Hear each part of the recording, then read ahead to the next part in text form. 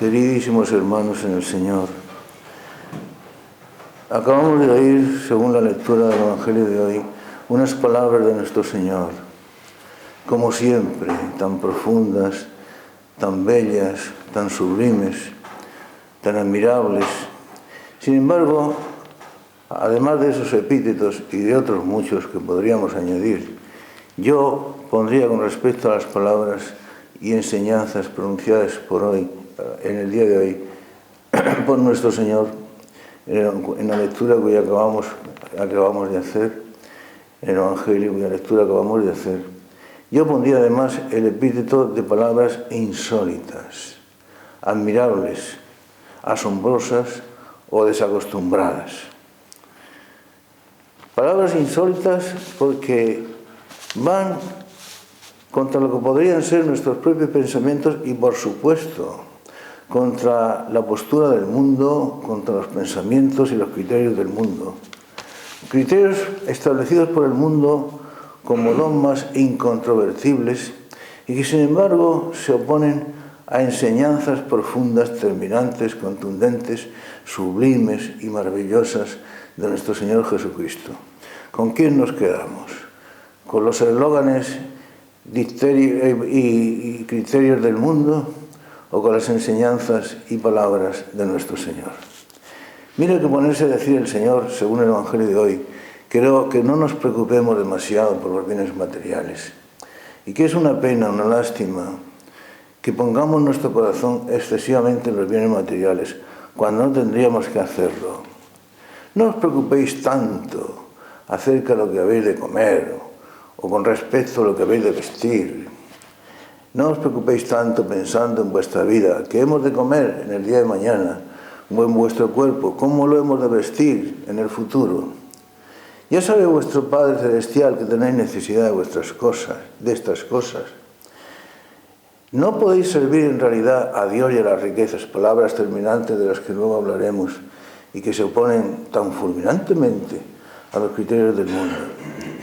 ¿No veis vuestro Padre Celestial? Recuerdo cuando yo leía, siendo adolescente, en el Evangelio, estas palabras de Jesús, me llegaban al corazón de tal manera, no ya tanto por su belleza poética, yo siempre fui un sentimental desde jovencito, sino por el contenido profundo, misterioso de estas palabras que te abrían perspectivas insospechadas.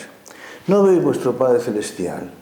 Las aves del cielo no siembran, no recogen, no acumulan en el granero y, sin embargo, vuestro Padre Celestial las alimenta y cuida de ellas.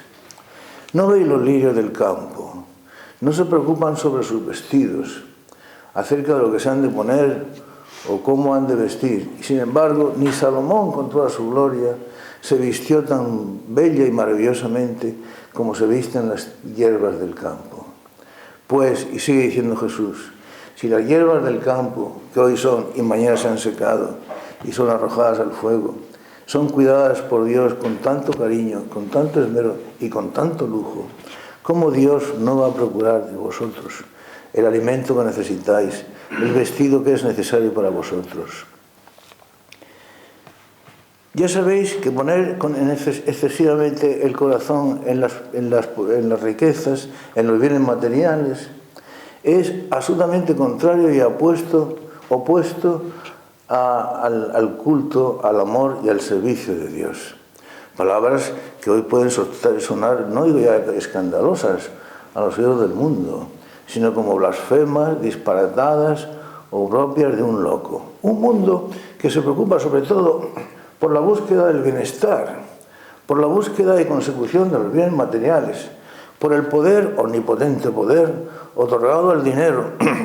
Decir, no pongáis vuestro corazón en las riquezas, porque no podéis servir a Dios y a las riquezas. Poner el corazón en las riquezas es volverle las espaldas a Dios. Y luego, aquellas palabras tan increíblemente maravillosas, tan extraordinariamente sublimes, asombrosas, capaces de enardecer el corazón humano.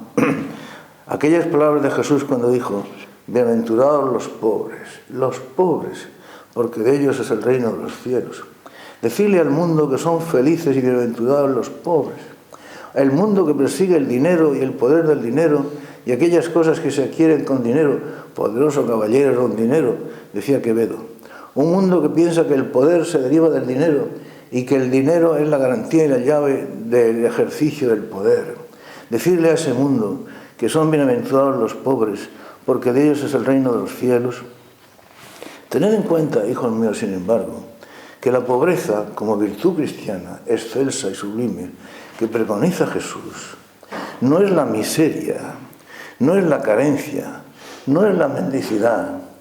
Un industrial, por ejemplo, un hombre de negocios, del cual puede depender multitud de familias para su sustento, un profesional de cuyas actividades depende tanta gente, no necesita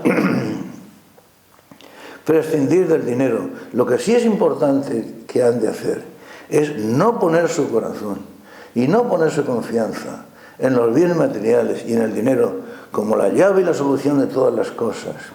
Y las cosas, el dinero, como cualquier cosa material, como todas las cosas materiales, creadas por Dios para beneficio del hombre, son buenas siempre y cuando pongamos en el ápice de todas ellas, en el punto más culminante de todas ellas, como objetivo primero y primordial, antes que todas ellas, el amor a Jesús y la confianza en Jesús. Confianza en Jesús y confianza y amor a Jesús, ante los cuales el apego a las riquezas, el amor a los bienes materiales de este mundo, la confianza en ellos, no digamos que son absolutamente vanos, sino incluso totalmente tan perjudiciales como que son capaces de destruir al hombre y de transformarlo en una criatura creada por Dios para amar y para ser amado, para convertirse en contertulio de Dios, en hijo de Dios, para gozar de la gloria de Dios, para vivir la existencia misma de Jesucristo, para compartir con Él sus sufrimientos y luego su resurrección. En definitiva, para ser otros Cristos. Despreciar eso para poner la confianza en las cosas materiales y en las riquezas significa nada más y nada menos que la destrucción del hombre. Acerca de que la pobreza cristiana no es la miseria ni la mendicidad, y que tantos hombres constituidos en medio del mundo con graves responsabilidades no tienen por qué renunciar a unos bienes que necesitan ser manejados, como os he dicho antes, un industrial, por ejemplo, del cual dependen tantas familias para su sustento. San Lucas, por ejemplo, es el que nos dice esas palabras, nos ha transmitido esas palabras de Jesús: bienaventurados los pobres. Pero en cambio San Mateo, en el lugar paralelo, más explícito que San Lucas, dice: bienaventurados los pobres de espíritu, porque de ellos es el reino de los cielos. Algo así como indicándonos el evangelista que lo importante no es el uso de las riquezas o el no uso de las riquezas, sino el no poner el corazón en ellas, el subordinarlas a la confianza en Dios, al amor a Dios, y en saber ponerlas y utilizarlas para aquello que nos han sido dadas o que les han sido dadas a los que las poseen, para el servicio y utilidad del prójimo, que son nuestros hermanos. Sin embargo, y a pesar de estas consignas del Señor, no podéis servir a Dios y a las riquezas. No pongáis demasiado vuestra confianza en las riquezas ni en el dinero. Bienaventurados los pobres. Pensad en las aves del cielo, que no cosechan y no guardan alimentos en graneros especiales, y sin embargo vuestro Padre Celestial las alimenta. Pensad en las hierbas, en los lirios del campo, que no hilan, no trabajan, y sin embargo Dios los viste con un esplendor superior a la gloria con que se vestía el rey Salomón. En un mundo preocupado por el dinero, por los problemas financieros, por las crisis nacionales o internacionales financieras, en un mundo que parece que ha puesto el dinero y el poder consiguiente que produce el dinero y las cosas materiales, que incluso ha llegado a pensar que eso es lo más importante y que si no se puede vivir la existencia ante un mundo así. Las palabras del Señor: no es el dinero. Si ponéis vuestra confianza en el dinero, no podéis servir a Dios. Os quedaréis sin Dios. Al hacerlo así, al angustiaros tanto por qué hemos de comer, qué hemos de vivir, cómo nos hemos de comportar, cómo saldremos ante el día de mañana, cómo afrontaremos estas dificultades económicas, financieras, políticas, ¿cómo lo haremos? Ante eso, el despreocuparse de esa obsesión, no el dejarse de preocuparse por el manejo de las cosas materiales que al fin y al cabo han sido puestas en nuestras manos para que las sepamos utilizar en bien de los demás y en la gloria de Dios, sino en no poner el corazón y la obsesión en las riquezas, en los bienes materiales y en acordarse que lo bienaventurado, lo maravilloso, lo glorioso, lo sublime, lo increíblemente bello es la pobreza cristiana como virtud fundamental. ¿Que estamos demasiado preocupados por los bienes materiales? Ahí tenéis a la misma Iglesia publicando constantemente hasta toneladas de documentos sobre cómo ha de ser manejada la riqueza, cómo ha de ser establecida la justicia social o el reparto de beneficios y de bienes entre los hombres. Pero la justicia social, el reparto de beneficios y el uso de los bienes equitativamente entre los hombres. Pero bueno, ese es el problema fundamental. Es quizá el problema que le compete a la Iglesia. ¿Acaso alguna vez no llegaron algunos ante Jesucristo a pedirle que interviniera en el reparto de la herencia de dos hermanos que litigaban por ella? Y Jesús les dijo: ¿a mí? ¿Esperar de mí ese oficio? ¿Quién me ha puesto a mí, quién me ha constituido a mí como repartidor entre vuestros hermanos? Toneladas de documentos sobre la justicia social, toneladas de orientaciones sobre cómo afrontar la crisis financiera nacional o internacional, cómo repartir, cómo se reparte equitativamente el dinero, o cómo ha de hacerse. Pero bueno, ocurre, sin embargo, que al mismo tiempo que fijamos la atención, que la Iglesia, los teólogos o los jerarcas de la Iglesia fijan su atención en tales problemas, olvidando quizá las enseñanzas de Jesucristo, esa sencillez por la cual nuestro corazón se pone en las manos de Dios y dice: Señor, el pan nuestro de cada día, en la seguridad de que no nos ha de faltar. Esa confianza en el Señor, como acaba la perícopa del Evangelio de hoy, en la que nos dice el Maestro con tanta dulzura: no os preocupéis, buscad primero y ante todo el reino de Dios y su justicia, porque todo lo demás, el alimento, el vestido, las cosas materiales, lo que necesitáis para desenvolveros en la vida, todo lo demás se os dará por añadidura. Pero buscar primero y ante todo el reino de Dios y su justicia. Y digo que ante tales cantidades, tales montañas de instrucciones sobre la justicia social, sobre cómo ha de llevarse a cabo la repartición de los bienes entre los hombres, acerca de procedimientos para afrontar las crisis financieras nacionales o internacionales, etc., al mismo tiempo que eso ha lugar, se silencian o se omiten o se dan de lado a los grandes problemas, aquellos problemas que sí que afectan directamente a la salvación eterna de las almas.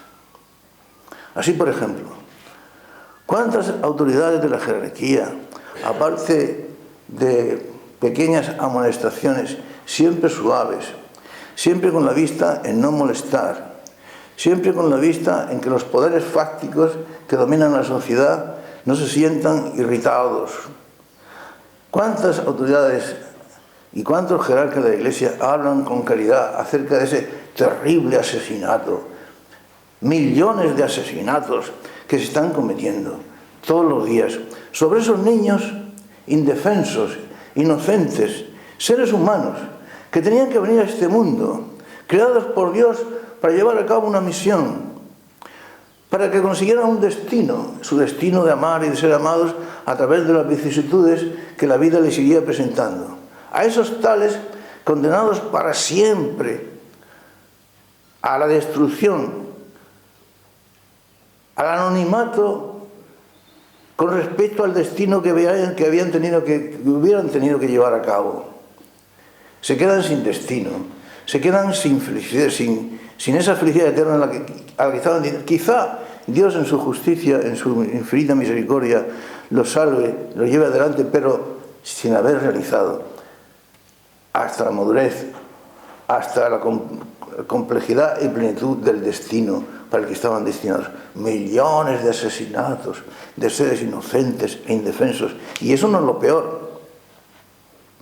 Lo peor es cuando el asesinato y el crimen sobre los seres indefensos e inocentes se ejerce no ya sobre los cuerpos, sino sobre las almas. Hace pocos días, por necesidades que no vienen al caso, me veía yo obligado a leer algunos capítulos o algún capítulo de esa asignatura que el gobierno de España ha impuesto por obligación a todas las escuelas de primera enseñanza de toda España, para que los niños sean adoctrinados en las doctrinas sexuales, en los procedimientos sexuales. Os digo que yo leía esas instrucciones contenidas en ese libro que se dan y se imparten en todas las escuelas de España a niños de 10 años, de 11 años, de 12 años, cómo se practica la masturbación, cómo han de ser usados los contraconceptivos, cómo se practica el sexo con los del mismo sexo, con los del sexo opuesto o también con los dos sexos a la vez, cómo se practica el pecado solitario o masturbación a solas o en grupos, cómo os digo que a pesar de mi edad y de que las pocas cosas que me quedan por saber en la vida, yo me sentía sonrojado, ruborizado, espantado y escandalizado, porque aquello era mucho peor que una novela, que un escrito puramente pornográfico. Eso a los niños de poca edad, a los niños que comienzan la vida. Esos niños ya jamás, a esos tales, jamás se les podrán inculcar valores ni sobrenaturales ni naturales que tengan un alcance. Esos niños para los cuales la función sexual puesta por Dios en el ser humano, cumpliendo tan elevados fines, cuáles son los de la procreación de nuevos seres que han de venir a este mundo, cuál es el de la expresión del hombre y la mujer, de su propio amor, del amor recíproco de ambos, llevado a cabo y santificado por Dios en el sacramento del matrimonio. Sin embargo, convertido en instrumento de placer, y no ya de instrumento de placer, sino en instrumento de corrupción, para que esos niños jamás sean hombres de verdad, jamás estén abiertos al auténtico contenido y a la verdadera jerarquía de los valores, ni sobrenaturales ni naturales, convertirlos poco menos que en bestias. Decía nuestro Señor: no tengáis tanto miedo de los que matan el cuerpo, tened miedo de verdad de aquellos que son capaces de meter el cuerpo y el alma en el infierno. Estas pobres infelices, destrozados para toda su vida como seres humanos, incapaces de recibir ya las verdades del Evangelio o cualquier valor de contenido sobrenatural, porque los han animalizado por millones. Esto sí que es un crimen y un verdadero asesinato. ¿Cómo nos van a extrañar entonces las palabras de nuestro Señor, las más duras del Evangelio? Y os digo en verdad, decía Jesús, que aquellos que escandalizan a estos pequeños, más le valiera atarse una piedra de molino al cuello y arrojarse al mar. ¿Creéis vosotros, sin embargo, que los que promueven tales actividades con estas criaturas inocentes e indefensas, y aquellos que los manejan a ellos, porque al fin y al cabo estos poderes fácticos que están a nuestra vista, a nuestra percepción y a nuestra consideración, no son más que marionetas en manos de otros poderes fácticos más ocultos, pero que todos conocemos quiénes son y cómo funcionan, que son los que en realidad manejan el mundo. Estos son marionetas, cumplen las consignas que reciben de estos poderes que residen en la sombra y que son los que gobiernan el mundo en realidad, y los que están empeñados en crear una sociedad nueva, un mundo nuevo, en el que la idea de Dios quede por completo desterrada, en el que se erija una sociedad nueva y en el que no haya más Dios que el propio hombre, olvidando que el hombre, cuando prescinde de Dios, se convierte en esclavo de otros hombres, porque prescindir de Dios es prescindir de la verdad, y la verdad es Cristo. Yo soy la verdad, y el que aborrece y prescinde de Cristo deja de ser libre y se convierte en esclavo, primero en esclavo del pecado y luego en esclavo de esos poderes fácticos que son los que en realidad gobiernan. Los padres no pueden educar a sus hijos en sus propias creencias. El Estado incluso se ha arrogado el derecho de educar a los nuevos seres que vienen a este mundo, a los pequeñitos. El Estado se arroga derechos que en absoluto le corresponden y que coartan las libertades individuales y los derechos más fundamentales del ser humano, al mismo tiempo que el Estado ataca a la religión, ataca todo lo que suponen valores sobrenaturales e incluso naturales. Se exalta la injusticia, se exalta la impiedad, se exaltan las aberraciones, los homosexuales, las lesbianas, los matrimonios de homosexuales, etc., el aborto, la eutanasia, y todo eso se exalta como un triunfo de la sociedad, como un progreso, como un adelanto. Y nos damos cuenta que hemos vuelto quizá, no ya a épocas del Paleolítico o de la última glaciación, sino yo que sé, a las épocas o a los momentos más bajos, más aberrantes y más detestables en los que la humanidad ha podido caer alguna vez, si es que ha llegado a tales extremos. Y al mismo tiempo estamos presenciando una inmensa ola de claudicaciones y de cobardías. Estamos diciendo, mucho hablar de la distribución de los bienes materiales, mucho preocuparse por la comida, la bebida y los vestidos y por el bienestar, mucho preocuparse de cómo funcionan los sindicatos, o cómo se distribuyen los salarios, o cómo se hace para disminuir el paro, pero ¿y de la salvación eterna de las almas? Y del crimen que se está cometiendo todos los días de coartar la libertad de expresión. El homosexual puede vanagloriarse del orgullo gay y decir por todas partes que es homosexual y recibir aplausos. El católico no puede hacer tal cosa porque puede acabar en la cárcel.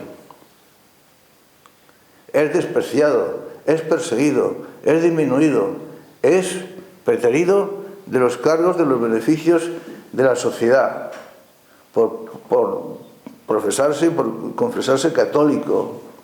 Pero ¿a dónde hemos llegado? Hemos llegado al mundo de la aberración. Y es que cuando el mundo se aparta de Dios, cuando el mundo aborrece la verdad, y la verdad soy yo, decía Cristo, cuando el mundo huye de la luz, vino a los suyos, pero a los suyos no lo recibieron.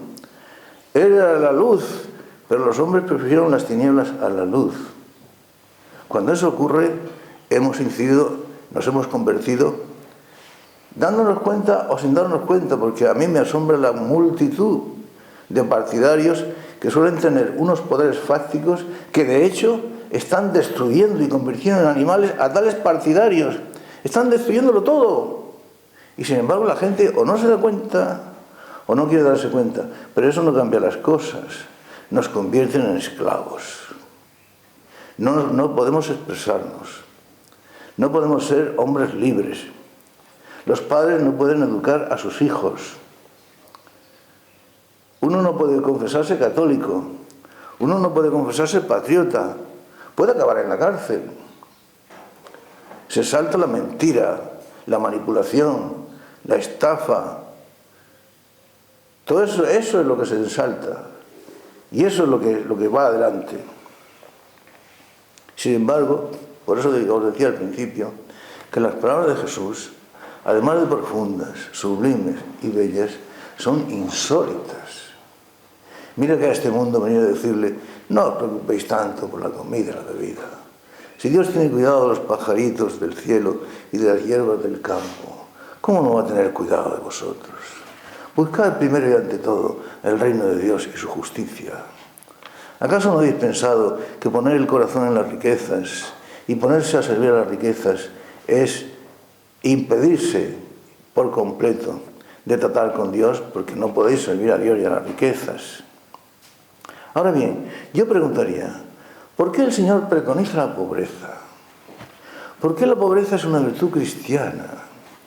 ¿Por qué el Señor dice esas palabras que nunca terminamos de comprender por su belleza y su profundidad? ¿Por qué dice esas palabras de bienaventurados los pobres? ¿Por qué? Porque el pobre es tal porque no tiene nada. Y no tiene nada porque lo ha dado todo. Y recordemos que el amor consiste precisamente en haberlo dado todo. El que ama lo ha entregado todo a la persona amada. Y porque ama de verdad y lo ha entregado todo de verdad a la persona amada, se queda en la suma pobreza. Y es entonces cuando es realmente bienaventurado. Lo ha dado todo y se queda sin nada. La pobreza tiene de sublime y de belleza inefable el que es una manifestación del amor verdadero, porque el amor lo da todo. Recordad el episodio de San Juan y de San Pedro, cuando van al templo a orar, al poco de haber resucitado a Jesús, van al templo a orar y van a entrar por la puerta preciosa, donde había una multitud de mendigos y de inútiles pobrecitos, pobres, necesitados, indigentes, pidiendo limosna. Uno de esos mendigos paralíticos que estaba en la puerta preciosa allí, cuando pasan los dos apóstoles, les alarga la mano. Imaginaos la miseria de ese pobre hombre, la necesidad de ese pobre hombre, la tristeza de ese desgraciado e infeliz. Y San Pedro lo mira con compasión, con calma, se detiene ante él y le dice: mira, yo no puedo darte ni oro ni plata porque yo no tengo eso. Yo no tengo eso. Pero en cambio te voy a dar lo que tengo. En el nombre de Jesús, levántate y anda. Cuando no tenemos ni oro ni plata y hemos renunciado a eso por amor, somos los dueños del mundo. Lo tenemos todo. Como decía Jesús también, en otro contexto: bienaventurados los pacíficos, los que difunden la paz, porque ellos poseerán la tierra. ¿Os acordáis de aquel episodio en el que llega un jovencito y se arrodilla junto a Jesús y le dice: Maestro, ¿qué he de hacer para alcanzar la vida eterna? Y Jesús: pues guarda los mandamientos. No matarás, no robarás, no harás falso testimonio. Eso ya lo hago desde mi juventud.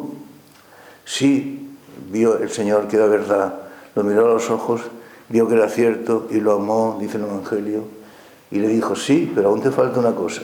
Mira, si quieres ser perfecto, si quieres consumar tu existencia hasta el extremo de lo que es glorioso y sublime, ve y véndelo todo, y déjalo todo, y dáselo todo a los pobres, y entonces ven y sígueme. Cosa que no quiso ni supo hacer que el jovenzuelo, porque no fue capaz de desprenderse de sus riquezas. En definitiva, porque fue un egoísta y en último extremo, porque fue un cobarde. Como tantos cobardes que hoy vivimos en la Iglesia de Dios, aunque quizá no tengamos tanta responsabilidad como tienen algunos jerarcas, que tendrían la obligación de conducir a su pueblo por el buen camino, de darle la recta doctrina, de recordarle la belleza y la grandiosidad de las enseñanzas del Evangelio que el pueblo desconoce. ¿Os acordáis cómo el Señor había dicho en alguna ocasión? Mirad que hay más felicidad en dar que en recibir. Beatius es dare quam accipere. Hay más felicidad en dar que en recibir. Porque dar y entregar a la persona amada es practicar, realizar y llevar a cabo el amor. Y ni en este mundo ni en el otro hay cosa que nos pueda hacer verdaderamente felices como el amor. Por eso aquella favorita que yo os he repetido tantas veces, pero que nunca renuncio a volverla a repetir, aquella del poeta indio Tagore, del mendigo en el camino de la aldea, cuando decía el poeta, hablando del mendigo: yo, el mendigo, me encontraba pidiendo limosna en el camino de la aldea, cuando de pronto a lo lejos oí el rumor del carro del gran rey que se acercaba. Entonces yo, emocionado, me apresté a acercarme al camino para alargar mi mano al paso del gran rey y pedirle limosna. Y llegó el carro con el gran rey y alargué mi mano. ¿Y cuál fue mi sorpresa cuando el gran rey se bajó del carro? Y en vez de darle limosna, él, a su vez, me puso su mano pidiéndome a mí algo. A mí, el mendigo. Y yo, Entonces metí la mano en mi furgón, en el bolso en el que llevaba unas cuantas cosas, los mendrugos y cosas que me habían dado, y saqué de él un grano de trigo y se lo puse al rey en las manos. El rey lo contempló, cerró su mano y me devolvió el grano de trigo. Y aquella noche, cuando yo en mi pobre cabaña vacié mi talego con aquellas cosas que había recolectado durante el día, observé que aquel grano de trigo se había convertido en un grano de oro. Y yo pensaba, si hubiera sido generoso, y en vez de darle al gran rey un grano de trigo, le hubiera dado todo lo que tenía y todo lo que llevaba. Sí, así es. Fijaos, por ejemplo, en la pobreza, aquel que se llamaba el poverello, aquel que decía que se había desposado con la pobreza, que vivía la pobreza porque Jesús se había desposado con ella en la cruz. San Francisco de Asís, en el momento de su muerte, quiso que completamente desnudo lo bajaran de su camaranchón, un pobre camaranchón, miserable, en el que estaba sumido, transido por el dolor, y que lo pusieran en el suelo, pegado a la tierra, y que allí lo dejaran morir, para demostrar su pobreza, su desprendimiento, que no le quedaba nada más que su amor a Jesús. No le quedaba nada en su existencia, en su ser, en su persona, que por amor no le hubiera entregado a Jesús. Y San Juan de la Cruz, que muere ahí en Andalucía, en un convento cuyo superior no le tenía en absoluto ninguna simpatía al santo. Después de pasar muchos días en agonía y en terribles dolores, cuando llega el momento de su muerte que él había anunciado previamente, y hacia la madrugada, llegado ya el momento en que va a expirar, la comunidad se reúne junto a él con cirios encendidos, rezando por él. El santo alza los ojos en su agonía y ve al superior de la comunidad y le dice: Padre mío muy querido, Padre mío superior, no tengo nada en este mundo, no me queda nada. Estaba tendido encima de un camarachón lleno de úlceras, lleno de heridas, transido de toda clase de dolores. No tengo nada ni me queda nada en este mundo, soy pura miseria. Pero te pido por caridad, Padre mío muy amado, te pido por caridad que ese hábito de la Virgen, ese hábito mío de fraile, que yo he llevado durante mi vida de consagración a Dios, que me lo des, si así lo estimas, que me lo des para que pueda ser enterrado con Él y me sirva de mortaja. Sí, así eran los grandes santos, aquellos que brillaban como estrellas en el firmamento, aquellos que han sido siempre nuestro norte, nuestra guía, nuestra ilusión y nuestros modelos. No los santos de oferta que muchas veces nos ofrecen de ahora, sino los santos de verdad. Claro, vosotros diréis también, Padre, pero estos eran santos verdaderamente heroicos, realmente grandiosos, auténticamente sublimes. ¿Cómo podemos nosotros imitarlos? Bueno, Dios los ha puesto precisamente para nuestra imitación, como modelos también nuestros, además de que sean nuestros intercesores.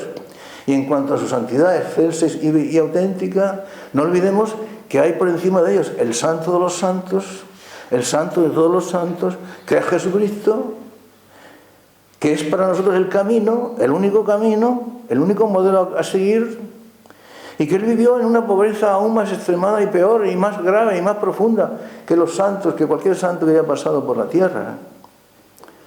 Nació en un establo, murió desnudo en un patíbulo, y sobre todo, y esa es la demostración mayor de su pobreza y de su indigencia, sin dejar de ser Dios, se despojó de su condición divina para vivir entre nosotros, siendo uno de nosotros, y sujeto a todas nuestras miserias con las cuales cargó, y a todas nuestras enfermedades, las cuales hizo suyas, y a todos nuestros pecados, los cuales Él asumió como si Él los hubiera cometido, siendo Él el inocente, inocentísimo. Más pobreza de Jesucristo, siendo Dios, se hizo a sí mismo la nada, se metió es inanimid, se anonadó a sí mismo, se hizo la nada. No se puede dar abajamiento mayor, no se puede dar renuncia mayor, no se puede encontrar pobreza más sublime. Por lo tanto, ¿por qué no creer en la belleza del Evangelio, en la profundidad y sublimidad de estas verdades que Jesucristo nos enseña, nos recuerda y que nosotros deberíamos de leer más a menudo y que serían capaces de por sí, si las leyéramos con el corazón abierto, de entusiasmar y llenar de fuego nuestro corazón, de animarnos a seguirle a Él con ilusión, a copiarle como modelo, a ser sus testigos, a ser otros Cristos en medio del mundo, que mucha falta le haríamos a este mundo totalmente sumido en las tinieblas, siendo luz. Al convertirnos en testigos de Jesucristo, seríamos luces que podrían influir en este mundo e iluminar este mundo para sacarlo o conducirlo a través de las tinieblas en las que se encuentra sumido. Por eso el anuncio del Evangelio, el anuncio de las verdades proclamadas y vividas por Él en persona, por Jesús, es algo tan maravilloso, es algo tan sublime. Yo he vivido más de 50 años de vida sacerdotal.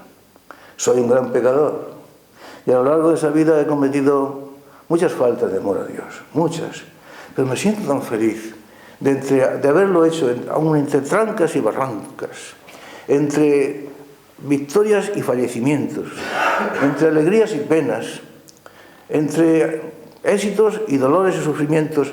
Sin embargo, haber llevado a cabo este anuncio del Evangelio, yéndole a las gentes, anunciando las palabras y las enseñanzas de Jesús, en este intento de hacerles felices, porque es el único camino: conocer a Jesús, amar a Jesús, seguir su camino, compartir su existencia. Es verdad que tantas veces, la mayoría de las veces, los que proclamamos el Evangelio no somos escuchados. El Evangelio de San Juan atribuye al Señor unas palabras también, a propósito de él, de su predicación, cuenta unas palabras que son del profeta Isaías, y que decía el profeta: Señor, ¿quién ha escuchado nuestro mensaje? Domine, quis audituit nuestro mensaje. ¿Quién no ha escuchado nuestro mensaje? Pero aún así, aunque no se haya escuchado nuestro mensaje, sí que hay que lo escucha. Porque si me escucharon a mí, también os escucharon a vosotros, decía el Señor. Por eso decía también el profeta Isaías: qué hermosos son sobre los montes los pies del mensajero que anuncia la paz. La paz, no la paz mundana, sino la paz de Cristo Jesús el Señor. Qué hermosos son sobre los montes los pies del mensajero que anuncia la paz. Por eso, ese poemita tan bello del río en su curso desde su nacimiento hasta su desembocadura en el mar, que refleja lo que es una vida humana consagrada de verdad e inmersa en la existencia cristiana y en la proclamación del Evangelio. Porque cuando somos jóvenes, con entusiasmo, con ilusión, con dinamismo, dispuestos a conquistar el mundo, nos lanzamos a ello, dispuestos, animados por la gracia y con la bondad de un corazón humano, a difundir las palabras y el testimonio de Jesús en medio del mundo. Luego vamos avanzando en la vida y vamos viendo que muchas veces nuestro mensaje no está siendo escuchado, pero escuchado por unos, tal vez los menos, y despreciado por otros, seguramente los más. Sin embargo, vamos dejando jirones en nuestra vida, nuestra existencia.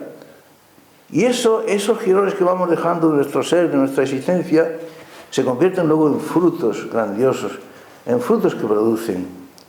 Y al final, convencidos de eso, y mientras vamos proporcionando la vida y la ilusión a nuestro alrededor, y vamos perdiendo las fuerzas, y nos vamos quedando vacíos, el río nace en las altas montañas y en las profundas cimas, y es veloz y rumoroso al principio.